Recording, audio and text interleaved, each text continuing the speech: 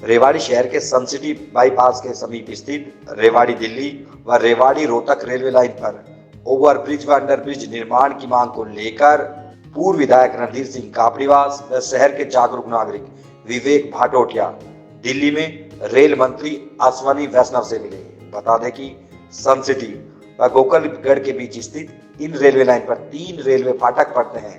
राज्य सरकार की ओर से पहले ही 200 करोड़ रुपए से अधिक की प्रशासनिक अनुमति यहां पर ओवरब्रिज निर्माण की मांग को लेकर दी जा चुकी है। अब जिस तरह से रेल मंत्री की ओर से आश्वासन दिया गया है, ऐसे में आने वाले दिनों में यहां पर ओवरब्रिज निर्माण की संभावनाएं बढ़ गई है। वहीं दूसरी ओर मीटर गेज लाइन में एशिया के सबसे बड़े जंक्शन का खिताब रखने वाले रेवाड़ी रेलवे जंक्शन पर लोको शेड, वॉशिंग व पिट लाइन स्थापना की मांग भी रेल मंत्री के सामने रखी गई है। वहीं इसके अलावा एक्सप्रेस गाड़ी का संचालन रेवाड़ी जंक्शन से शुरू करने व वंदे भारत का रेवाड़ी जंक्शन पर स्टॉपेज करने की मांग से भी रेलवे मंत्री को अवगत कराया गया है। अब आपको दिखाते हैं कि रेल मंत्री से मिलकर लौटे शहर के जागरूक नागरिक विवेक भाटोटिया ने पूरे मसले को लेकर क्या कहा। भाटोटिया जी, अभी आप रेलवे मंत्री से मिलकर आए हैं, क्या पूरा मसला है, क्या शहरवासियों को इसका राहत मिलने वाली है?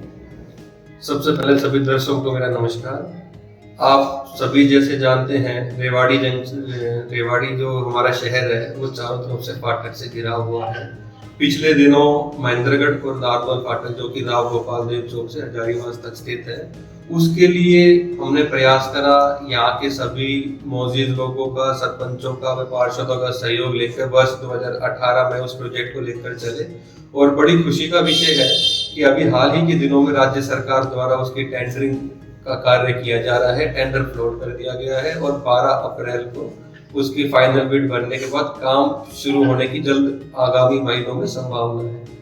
जैसे हमने इस कार्य को शुरू करा और धीरे धीरे हमें सफलता मिलती गई, उस तरीके से हमने रेलवे की विभिन्न समस्याओं को उचित प्लेटफॉर्म पर उठाना शुरू करा और विभिन्न समस्याओं को लेकर अभी 31 मार्च को रेल भवन में हमारे पूर्व विधायक श्री रणधीर सिंह कापड़ीवास जी के सहयोग से हम रेल मंत्री से मिल के आए और उनको विभिन्न समस्याओं से जाकर अवगत कराए। तो अब जिस तरह से क्या चर्चा हुई वहाँ पे इस दौरान आपको, क्योंकि आप मिले रेलवे मंत्री से, तो क्या मसले रखे गए इस दौरान आपको? सबसे पहले तो रेलवे मंत्री से हमने रेवाड़ी जो बाईपास है हमारा गोकुलगढ़ से राव अभय सिंह चौक तक, उस पे पटौदी लाइन और दिल्ली लाइन पे जो 3 फाटक स्थित है, उसको लेके हमने मंत्री जी को अवगत कराया कि मंत्री जी, शायद रेवाड़ी ही जिला एक संभवतः पहला जिला है हरियाणा का जिसके बाईपास पर 3 फाटक हैं। और वर्ष 2019 में जब पूर्व विधायक कापड़ीवास जी विधायक थे तो उन्होंने अपने रहते समय इसका राज्य सरकार से प्रशासनिक अनुमति दिला दी थी। बट जब से यह प्रोजेक्ट 2023 है, धीरे धीरे जितना प्रोजेक्ट डिले होगा वैसे वैसे इसकी लागत बढ़ती जाएगी। तो आपसे गुजारिश है कि आप इस कार्य को तत्काल railway pink book work programme 2023-24 में शामिल कराएं ताकि जल्द से जल्द लोगों को जन सुविधा हो और इस फाटक पर एलिमिनेट करते हुए इस पर RUB का निर्माण किया जाए। जैसे कि आपने बताया कि पिंक बुक में शामिल, इसका मतलब क्या होता है कि पिंक बुक निर्माण कब तक हो, लोग तो ये जानना चाहेंगे ना।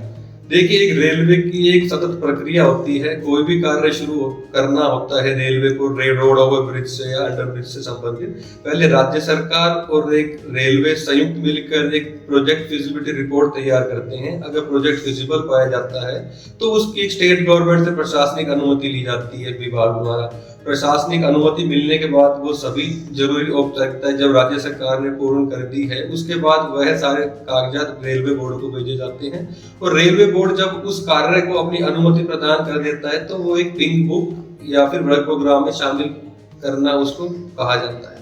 तो कहीं ना कहीं बड़ी राहत मिलने की उम्मीद की जा सकती है इस बाईपास पे लोगों को तमाम परेशानियों का सामना करना पड़ेगा। बड़ी राहत आप इस बात से समझ सकते हैं कि राज्य सरकार द्वारा 207 करोड़ की प्रशासनिक अनुमति दी गई थी इस कार्य को लेकर। तो मुझे ऐसा अनुमान है कि जब ये फाटक एलिमिनेट होंगे यहाँ से, जब इनके स्थान पर road over bridge under bridge बनाया जाएगा तो तकरीबन शहर को ये 300 करोड़ का तोहफा मिलने जा रहा है।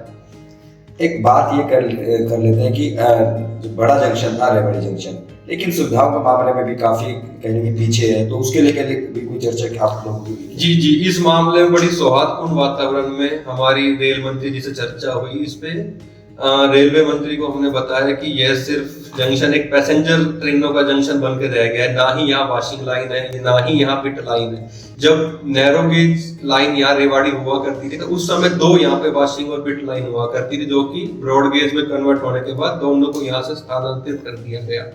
तो रेलवे मंत्री ने इसके लिए आश्वासन दिया है कि इस कार्य को वो एग्जामिन करवाएंगे सीरियस नोट के ऊपर, और जहाँ पे अगर संभावना इसके लिए होगी तो जल्द से जल्द वॉशिंग और पिट लाइन की यहाँ स्थापना की जाएगी। और जो भी हमारी लंबी दूरी की गाड़ियां हैं, जैसे वंदे भारत के लिए हमने चर्चा करी वहां पे कि अभी हाल ही में भारत सरकार द्वारा और रेल मंत्रालय ने दिल्ली से अजमेर तक वंदे भारत चलाई गई, जिसका रेवाड़ी के लोगों की काफी डिमांड है कि इसका यहाँ पे स्टॉपेज दिया जाए।